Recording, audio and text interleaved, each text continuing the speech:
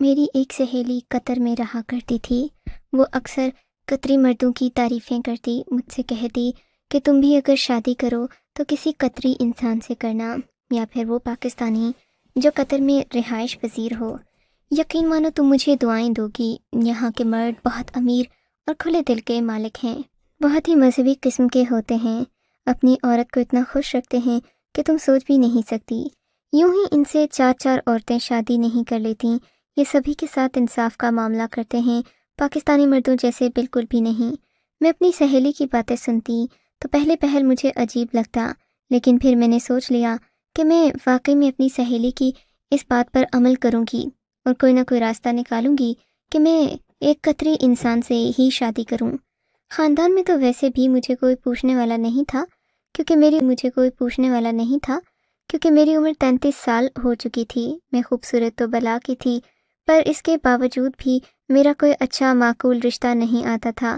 اب تو میں تقدیر کے آگے ہار ماننے کو تیار ہو گئی تھی، لیکن پھر بھی میرے اماں ابا کی خواہش تھی کہ میں کسی اچھے معقول انسان سے جو میرے عمر سے تھوڑا ہی بڑا ہو شادی کر لوں۔ میرے ہم عمر لڑکے بھی اور مجھ سے بڑی عمر کے لڑکے بھی ایسی لڑکیوں کو ترجیح دیتے تھے جن کی عمر 25 سال سے کم ہو، اس لیے میں اپنے خاندان میں سب سے پیچھے رہ گئی تھی۔ میری ساری چھوٹی چچا زاد تایا زاد بہنوں کی شادیاں ہو چکی تھیں۔ اب مجھے ثانیہ کی بات صحیح لگنے لگی۔ میں نے ایک دن ثانیہ سے پوچھا کہ کیا قطر میں کوئی آدمی مجھ سے شادی کرنے پر راضی ہو جائے گا؟ کہنے لگی کہ کیوں نہیں، یہاں پر تو کسی عورت کو لوگ کنوارا نہیں چھوڑتے، اس سے فوراً شادی کر لیتے ہیں، یہ یہاں کے لوگوں کا پسندیدہ عمل ہے۔ بہت متاثر ہوتی میں نے کہا، اگر تم مجھ پر ایک مہربانی کرو کہ مجھے کچھ عرصہ قطر بلا لو، کوئی مجھے پسند آ جائے گا یا میں کسی کو پسند آ جاؤں گی، اس نے مجھ سے شادی کر لی تو میں تمہارے سارے احسان چکا دوں گی۔ وہ ہنس کر بولی، تم میری سب سے اچھی اور بہترین سہیلی ہو، میں تمہیں فائدہ نہیں دوں گی تو کسے دوں گی؟ تم فوراً سے پہلے اپنا پاسپورٹ بنواؤ، باقی کا کام مجھ پر چھوڑ دو۔ میں نے ایسا ہی کیا تھا۔ میری اماں کو بھی اس بات پر کوئی اعتراض نہیں تھا، کیونکہ اب ان کی بھی شدید خواہش تھی کہ میری کسی اچھی جگہ پر شادی ہو جائے، پر شادی تو تب ہوتی جب کوئی مجھے پسند کرتا۔ اماں کو میں نے ساری بات بتائی تو کہنے لگیں، بیٹی وہاں کے لوگ تو اچھے ہوتے ہیں، کیونکہ ان کے پاس ہر طرح کا علم اور تقویٰ بھی ہوتا ہے، تم ہو سکتا ہے کہ وہاں جا کر اپنے نصیب کی مراد پالو۔ اماں کی بات سن کر میں خوش ہو گئی، مجھے اب روکنے والا کوئی نہیں تھا، سو میں نے اپنا پاسپورٹ بنوا لیا اور قطر جانے کی تیاری بھی باندھ لی تھی۔ میری زندگی میں اس سے پہلے اتنا خوشی والا موقع نہیں آیا تھا۔ ایک نئے ملک جانا بہت ہی زیادہ خوشی کی بات تھی۔ جب میں قطر پہنچی، میری سہیلی نے مجھے بتایا کہ میں اگلے ہی دن تمہیں ایک دعوت پر لے کر جاؤں گی، جہاں پر بہت سارے لوگ آئے ہوں گے، ہو سکتا ہے ان میں سے کوئی تمہیں پسند کر لے۔ یہاں آتے ہی اس نے شادی مشن پر کام کرنا شروع کر دیا تھا۔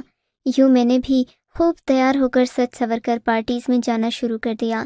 میں نے اپنی حدود کو پار نہیں کیا تھا۔ میری آواز بھی خوبصورت تھی اور میں لباس بھی تمیز طریقے والے پہنتی تھی۔ میری باتیں سن کر وہ لڑکی خوش ہوتی، کہتی کہ تم اسی راستے پر چلتی رہیں تو تمہیں خوابوں کا شہزادہ جلد ہی مل جائے گا۔ پھر ایک دن ہم ایک پارٹی میں گئے تو ایک آدمی نے مجھے پسند کر لیا۔ اس کی عمر مجھ سے 1 سال کم تھی، مگر وہ بہت ہی وجیح تھا اور اس کا قد بھی دراز تھا۔ اسے دیکھ کر لگتا کہ اس کا تعلق قطر سے نہیں بلکہ یونان سے ہے۔ اس کے نقش بہت ہی تیکھے تھے۔ میری سہیلی نے کہا کہ تم اس آدمی سے شادی کرنے کو تیار ہو تو میں اس سے بات کرتی ہوں۔ حیرت کی بات یہ تھی کہ اگلے ہی دن وہ سونیا کے گھر مجھ سے ملنے کے لیے آ گیا۔ مجھے دیکھ کر بہت خوش تھا، کہنے لگا ایسی پردے دار لڑکیاں آج کل کے زمانے میں کم ہی ملتی ہیں، لیکن کچھ سوال ایسے ہوتے ہیں جن کا جواب دینا میں ضروری سمجھتا ہوں، پر وہ ہم شادی کے بعد یہ ساری باتیں کریں گے۔ آپ مجھے پسند آئی ہو۔ اس نے یہ کہہ کر میری تو امیدوں اور امنگوں کو جگا دیا تھا، وہ امیدیں، وہ امنگیں جو میں کہیں بھول چکی تھی۔ لیکن اب اسامہ کے آنے سے میری زندگی پھر بہت خوبصورت ہو گئی تھی۔ یوں میں نے سب پر کام کرنا شروع کر دیا۔ میں نے اپنی اماں کو بھی اسامہ کے بارے میں بتا دیا۔ جلد ہی میری شادی کی تاریخ رکھ دی گئی۔ اسامہ کے گھر والے نہیں تھے، اس کے اماں باپ فوت ہو چکے تھے۔ اس نے مجھے یہی بتایا تھا کہ وہ اس دنیا میں اکیلا رہ گیا ہے، لیکن نہ جانے کیوں یہ سب بتاتے ہوئے اسامہ کی آنکھوں میں عجیب سی مکاری، چالاکی، ڈر، ہچکچاہٹ ہوتی۔ وہ مجھ سے نظریں چراتا تھا۔ مجھے لگتا کہ کچھ نہ کچھ غلط ضرور ہے، پر اسامہ میری کوئی بات نہیں سنتا، کہتا کہ ایسا کچھ نہیں، بس تم خواہ ذہن میں وہم پالے ہوئے ہو۔ میں اسامہ سے محبت کرنے لگی تھی۔ ہماری منگنی اماں کے سامنے ویڈیو کال پر ہوئی تھی۔ اب ہماری شادی کے دن قریب آ رہے تھے، لیکن حیرت کی بات تو یہ تھی کہ اسامہ مجھ سے ایک بات بھی نہیں کرتا تھا۔ لگتا تھا جیسے وہ مجھ سے کوئی سوال پوچھنا چاہتا ہے لیکن خاموش رہتا۔ کچھ دن کے بعد اماں کو بھی میری سہیلی نے ویزا لگوا کر قطر بلوا لیا۔ اب تو میری خوشی کا کوئی ٹھکانہ نہیں تھا۔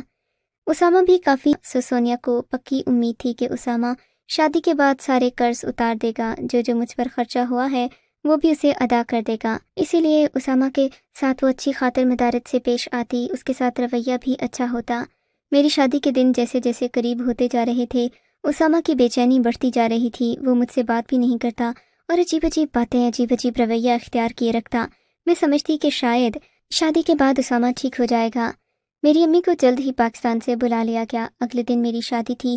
اسامہ مجھ سے کہنے لگا کہ میں تمہیں ایک بہت ضروری بات بتانا چاہتا ہوں، اگر تم آ سکتی ہو تو تم باہر آ جاؤ، تمہارا انتظار کر رہا ہوں۔ مجھے لگا کہ جیسے وہ مجھ سے شادی سے پہلے ملاقات کرنا چاہ رہا ہے، لیکن میں نے اس پر بھروسہ کیا تھا، اس لیے ذرا بھی ہچکچائی نہیں۔ میں اس سے ملنے کے لیے باہر چلی گئی۔ اس نے میری بات نہیں سنی، مجھے گاڑی میں بٹھایا اور ایک بہت دور جگہ پر لے گیا۔ یہاں دور دور تک کسی انسان کا نشان نہیں تھا۔ مجھے عجیب سے انداز میں اسامہ نے کہا، میں اپنی زندگی کا ایک راز تمہیں بتانا چاہتا ہوں۔ کل ہماری شادی ہو جائے گی، اس کے بعد تم ہمیشہ کے لیے میری ہو جاؤ گی، پر میں تمہیں کچھ دکھانا چاہتا ہوں۔ اسامہ نے میرا ہاتھ پکڑا اور مجھے اپنی گاڑی میں ایک ایسی چیز دکھائی جسے دیکھ کر میں حیران رہ گئی تھی۔ میری حیرت کی انتہا نہ رہی، لیکن میں اسامہ سے محبت کرتی تھی، اس لیے میں نے اسامہ کا راز جان کر بھی اسے کچھ نہیں کہا۔ وہ میری طرف دیکھ کر رو رہا تھا، اس کی آنکھوں میں آنسو تھے۔ تم جیسا مجھے سمجھتی ہو ویسا میں بالکل بھی نہیں ہوں، یہ دیکھ لو تم۔ اسامہ بار بار مجھے ایسا ہی محسوس کروا رہا تھا جیسے میں بہت نیک اور وہ بہت گنہگار ہے، حالانکہ ایسا کچھ بھی نہیں تھا۔ گاڑی میں پڑی چند نشانیاں تھیں جو اس کے گناہ کا ثبوت تھیں۔ گلے میں ڈالے جانے والی چین، کچھ رنگین کپڑے دنوں میں پہنا کرتا تھا جب وہ کالج میں ہوا کرتا تھا۔ اسامہ نے بتایا کہ کالج کے زمانے میں ہر لڑکی اس پر جان دیتی تھی، کوئی لڑکی ایسی نہ تھی جس نے اس سے بات کرنے کی خواہش نہ کی ہو۔ اسامہ کا غرور بجا تھا، واقعی میں اس کی وجاہت ایسی تھی کہ کوئی بھی لڑکی اس سے بات کرتی تو اس پر فدا ہو جاتی۔ پر آج مجھے سوال ہی سوال اٹھ رہے تھے۔ میں نے دل میں سوچا کہ اگر اسامہ اتنا ہی قابل، اتنا ہی ہینڈسم تھا تو اس نے کسی لڑکی سے شادی کیوں نہیں کی؟ یہ سوال میرے ذہن میں آتے ہی میں بے چین ہو گئی تھی۔ میں نے یہ بات سونیا سے پوچھی تو کہنے لگی، تم جیسے بیوقوف لوگ بس اپنی اچھی قسمت پر شک کرتے رہتے ہیں، ان کے ہاتھ میں کچھ نہیں آتا۔ خواہ کا وہم مت کرو، کل تمہاری اسامہ کے ساتھ شادی ہے، شادی کے بعد تم اس کے ساتھ محبت بھری زندگی گزارو گی تو یہ سب بھول جاؤ گی۔ سونیا کی بات سن کر مجھے لگا جیسے وہ مجھ سے کچھ چھپا رہی ہے۔ میں نے اس سے دوبارہ پوچھا کہ کیا تم مجھ سے کچھ چھپا رہی ہو تو اس نے بات بدل دی اور مجھے فوراً کمرے سے باہر جانے کا کہا۔ اس کے فوراً بعد سونیا نے اپنے فون سے کسی کا نمبر ملایا اور فون پر بات کرنے لگی، لیکن افسوس کہ وہ بات عربی میں کر رہی تھی، مجھے اس کی کوئی بات سمجھ میں نہیں آئی۔ میں نے سوچا کہ میں اس کی ساری گفتگو ریکارڈ کر لیتی ہوں، پھر کسی عربی سے اس کا مطلب پوچھوں گی۔ وہ بہت غصہ کر رہی تھی کسی پر اور بار بار اسامہ کا نام بھی لے رہی تھی۔ ایسا لگتا تھا جیسے بات اسامہ کے متعلق ہی ہے، لیکن کال پر کون تھا یہ میں نہیں جانتی تھی۔ میں نے بہت کوشش کی کہ میں سونیا کی بات چیت کو سمجھ سکوں، لیکن ایسا نہیں ہو سکا۔ پھر تھوڑی دیر کے بعد میں اپنے کمرے میں آ گئی۔ میں نے وہ ساری گفتگو اپنے پاس ریکارڈ کر لی تھی۔ اب اگر کوئی عربی ملتا جسے اردو بھی سمجھ آتی، میں تو ہی اس سے پوچھ سکتی تھی۔ سونیا کو یہاں رہتے ہوئے کافی عرصہ ہو چکا تھا۔ اسامہ بھی عربی کا ماہر تھا، ایک میں ہی تھی جسے یہ زبان آتی نہیں تھی۔ لیکن اگلے دن موقع نہیں ملا۔ تقریباً صبح کے 7 بجے اچانک گھر کے دروازے پر زور زور سے دستک ہوئی۔ میں اور اماں اپنے کمرے میں سو رہے تھے۔ اماں کو قطر آئے ہوئے 8 گھنٹے ہی ہوئے تھے، وہ بھی بمشکل اپنی نیند پوری کر کے جاگی تھیں۔ دروازے پر ہونے والی دستک نے ہمیں حیران اس لیے بھی کر دیا تھا کہ سونیا دروازہ کھولنے نہیں جا رہی تھی۔ اس نے مجھے فون کر کے کہا کہ جا کر دروازہ کھولو۔ میں نے دیکھا تو دروازے پر وہی اسامہ کھڑا تھا۔ اسے دیکھ کر میری آنکھوں میں بجلی سی بھر جاتی تھی، پر آج اس کا اترا ہوا چہرہ دیکھ کر میں حیران ہوئی تھی۔ میں نے دروازہ کھولا تو وہ ہکا بکا کھڑا تھا جیسے اسے کسی نے کچھ کہہ دیا ہو۔ ہم شادی کر رہے ہیں ابھی اور اسی وقت۔ اس کی بات سن کر میرے قدموں تلے سے زمین کھسک گئی۔ کیوں؟ ابھی اور اسی وقت شادی کرنے سے کیا ہوگا؟ ہماری شادی تو طے ہے، مہمان آئیں گے، تھوڑے بہت ہی صحیح لیکن رسمیں تو نبھائیں گے ہم۔ نہیں، مجھے کوئی رسم نہیں نبھانی۔ دیکھو یہ شادی میری ہے، یہ میری مرضی سے ہوگی، میں جس طریقے سے چاہوں گا اسی طریقے سے ہوگی. تم خواہ ایسی باتیں نہ کرو جن سے مجھے غصہ آئے. اسامہ کے تیور عجیب سے تھے. میں نے کہا ٹھیک ہے، تم مجھے 2-3 گھنٹے دو تیار ہونے کے لیے. ویسے بھی ہماری شادی تو قریب ہی ہے. میں نے سارا سامان، کپڑے، زیور سب لے رکھا ہے. میں نے ہنس کر کہا تھا، لیکن اسامہ گھر کے اندر آ گیا. اتنے میں ثانیہ بھی اپنے کمرے سے نکل آئی. میں نے کہا یہ کیا بات ہوئی؟ کہنے لگی تمہارے شوہر کو اچانک کوئی دورہ پڑا ہے کہ وہ کہیں تمہیں کھو نہ دے، تم کسی اور کی نہ ہو جاؤ، اسی لیے چاہتا ہے کہ ابھی بیاہ کر تمہیں لے جائے. اور جب کہ تم نے اس سے شادی کرنی ہی ہے تو پھر زیادہ انتظار کرنا اور بات کو لٹکانا مناسب نہیں ہے. تم اس کے ساتھ چلی جاؤ. بلکہ چلی کہاں جاؤ گی؟ میں تمہیں رخصت کروں گی. مولوی صاحب کو بلاتے ہیں، نکاح پڑھواتے ہیں. تم اپنی اماں کو بھی لے آؤ. میں ثانیہ کی بات سن کر حیران اس لیے تھی کہ ثانیہ کو ابھی میں نے اس بارے میں کچھ بھی نہیں بتایا تھا، جبکہ وہ یہ بات مجھ سے خود ہی کہہ رہی تھی کہ ہمیں جلدی شادی کرنی چاہیے. اس کا مطلب وہ اور اسامہ پہلے ہی رابطے میں تھے. یہ بات بڑی عجیب تھی. خیر میں نے جا کر اماں کو بتایا. اماں بیچاری دنیا بھر کی سادہ عورت تھیں. کہنے لگیں بیٹی مجھے ان معاملات کا تو نہیں پتہ، لیکن تم تو کہہ رہی تھیں کہ اسامہ بہت اچھا انسان ہے. اگر اچھا ہے تو شادی کے بعد بھی تمہیں خوش رکھے گا. ویسے بھی شادی ہی تو کر رہا ہے. کچھ لوگوں کو وہم ہوتا ہے کہ فلاں دن فلاں وقت پر شادی نہ کی تو ان کی زندگی میں خوشگوار لمحات نہیں ہوں گے. یہ بات مجھے بہت پریشان کر رہی تھی. سو میں جلدی شادی کے لیے مان گئی تھی کیونکہ میرے پاس اور کوئی چارہ نہیں تھا. اسامہ گھر کے ڈرائنگ روم میں ہی بیٹھا تھا. تھوڑی ہی دیر میں مولوی صاحب کا انتقال ہو گیا. مولوی صاحب نکاح نامہ لے کر آئے. مجھے بڑی حیرت تھی کہ نکاح نامہ آج ہی کی تاریخ کا پرنٹ کیا گیا تھا. صبح صبح یہ ممکن تو نہیں تھا. پتہ نہیں یہ سب کیسے ہوا. دل میں سوچ رہی تھی. 3-4 اور بھی لوگوں کو بلایا گیا. چند لوگوں کی موجودگی میں میرا نکاح ہو گیا تھا. نکاح ہوتے ہی اسامہ بہت خوش تھا. میری اماں رو رہی تھیں. کہنے لگیں کہ یہ میری نالائکی ہے کہ میں اپنی بیٹی کو اپنے ہاتھوں سے رخصت نہیں کر سکی. میں تمہیں کوئی دعا نہیں دے سکی بیٹی، ورنہ کبھی بھی ایسا نہ ہوتا کہ میں تمہیں اس طرح سے رخصت کرتی. بس قسمت اور حالات کی مجبوری. اماں کے آنسو پہنچ کر میں اسامہ کی لائی ہوئی گاڑی میں بیٹھ گئی تھی. نہ کوئی ڈھول، نہ قیمتی کپڑے، کچھ بھی نہیں. بس ایک سادہ سا جوڑا پہن کر میں اسامہ کے ساتھ رخصت ہو گئی. وہ عروسی جوڑا بھی وہیں پڑے کا پڑا رہ گیا تھا کیونکہ اسامہ نے مجھے زیادہ تیار ہونے کا موقع نہیں دیا. اب ہم کہاں جائیں گے؟ میرے پوچھنے پر اس نے میرے سوال کا جواب نہیں دیا. وہ مجھے لے کر کسی عجیب جگہ پر جا رہا تھا. ایک جگہ اس نے گاڑی روک دی تھی. یہ کوئی پرانا سا ہوٹل تھا. وہاں اس نے میرے ساتھ کھانا کھایا. میں نے پیٹ بھر کر کھانا بھی نہیں کھایا کیونکہ اس کے تیور مجھے عجیب لگ رہے تھے. تھوڑی دیر کے بعد گاڑی ایک عجیب سے مکان کے سامنے رکی تھی. ایسا لگ رہا تھا کہ یہ کوئی مکان نہیں بلکہ بھوت بنگلہ ہو. اسامہ یہ کیا ہے؟ میں نے حیرت سے پوچھا. کچھ نہیں، ہمارا گھر ہے جہاں تم رہو گی. اس نے ہنستے ہوئے مجھ سے یہ بات کہی تھی. مجھے تو یقین نہیں آ رہا تھا کہ اتنے ویران بنگلے میں ہم رہیں گے. پھر ہم لوگ اندر گئے.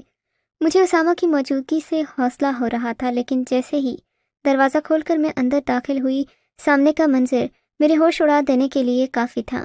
ایک کمرہ جس میں برف کی سلیں رکھی ہوئی تھیں میرا استقبال کرنے کو کھڑا تھا. میں نے اسامہ کی طرف گھبرائی ہوئی نظروں سے دیکھا. اس نے میرا ہاتھ پکڑا اور مجھے سیدھا کمرے کے فرش پر لا کر بٹھا دیا. یہاں بیٹھو اور سچ سچ میرے سوالوں کا جواب دو. مجھ سے اس نے سوال جواب کرنا شروع کر دیے اور پھر وہ ہوا جو میں نے سوچا بھی نہیں تھا. میں نے اسامہ کا وہ روپ دیکھا جس کے بارے میں بتا نہیں سکتی.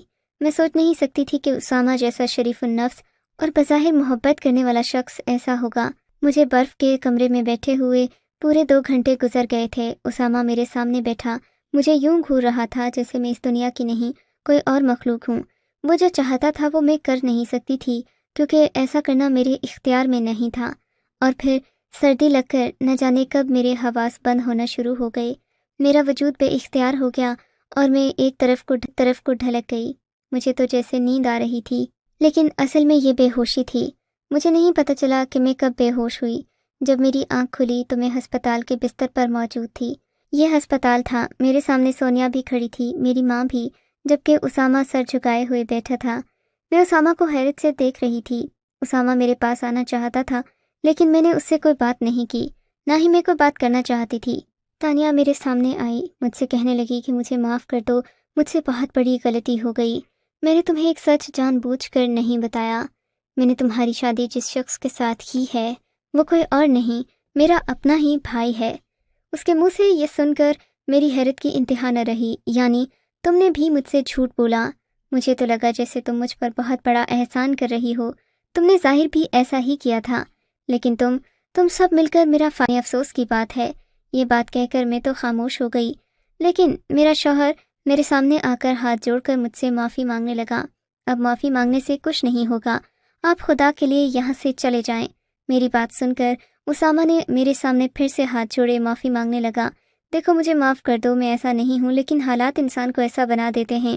میں نے اسامہ کی ایک بات نہیں سنی، اماں سے کہا کہ ہمیں فوراً پاکستان چلنا چاہیے، میں اس شخص کے ساتھ ایک دن مزید نہیں رکوں گی۔ لیکن ایسا کرنا آسان نہیں تھا، کہنا آسان تھا۔ رات تک ہسپتال والوں نے مجھے ڈسچارج کر دیا تھا۔ میں گھر آئی، اماں مجھ سے پوچھنے لگی کہ کیا ہوا تھا۔ میں نے اماں سے کہا اماں وہ آدمی مجھے برف والے کمرے میں لے کر گیا، اس نے مجھے وہاں بیٹھنے پر مجبور کیا، میں بیٹھی رہی، اور آپ سوچ بھی نہیں سکتی کہ اس برف والے کمرے میں بٹھانے کا مقصد کیا تھا۔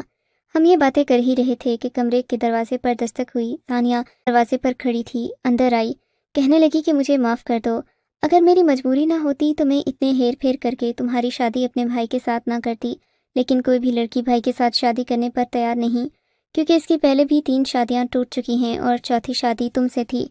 ایک سے بڑھ کر ایک جھٹکا میرے ذہن کو لگ رہا تھا جو میرے حواس منتشر کر رہا تھا۔ تو مطلب تم نے مجھ سے یہ بھی جھوٹ بولا کہ تمہارا بھائی پہلے سے غیر شادی شدہ ہے؟